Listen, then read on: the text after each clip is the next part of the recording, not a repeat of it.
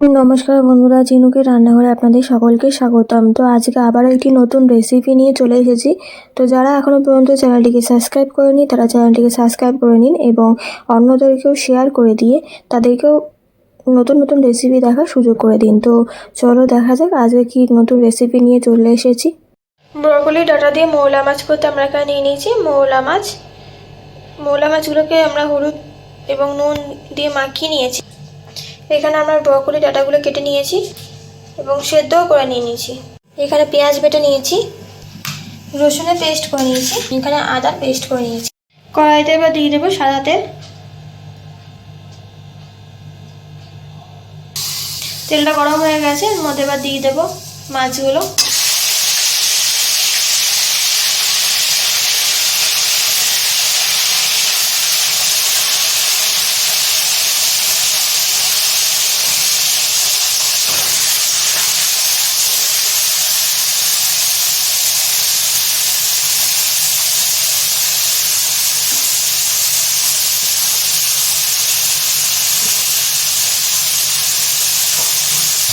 মাছগুলোকে একটু হালকা লাল করে ভেজে নেবো।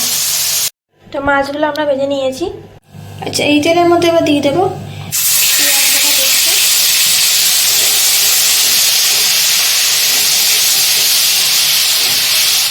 দিয়ে দেবো আদার পেস্ট হাফ চামচ মতন, দিয়ে দেবো রসুনের পেস্ট হাফ চামচ মতন, দিয়ে দেবো হলুদ অল্প পরিমাণে, দিয়ে দেবো কাশ্মীরি লঙ্কার গুঁড়ো পরিমাণ মতো, এবার দিয়ে দেবো টমেটো কুচি, এবার দিয়ে দেবো কাঁচা লঙ্কা, দিয়ে দেবো পরিমাণ মতো নুন,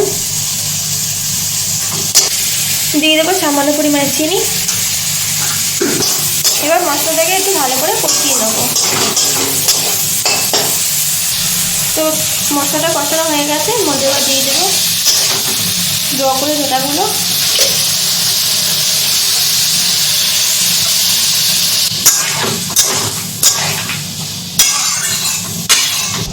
তো এবার দিয়ে দেবো এর মধ্যে সামান্য পরিমাণে জল।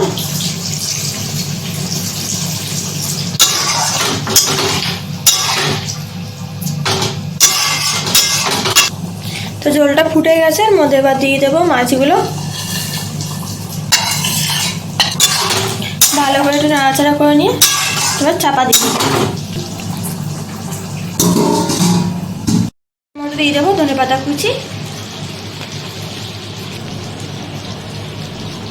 একটুখানি চাপা দিয়ে দেবো যাতে করে কিনা ধনেপাতার স্মেলটা পুরো তরকারিতে ছড়িয়ে যায়। তো এইভাবে আপনারা কিন্তু খুব সহজেই রান্নাটা তৈরি করে নিতে পারবেন।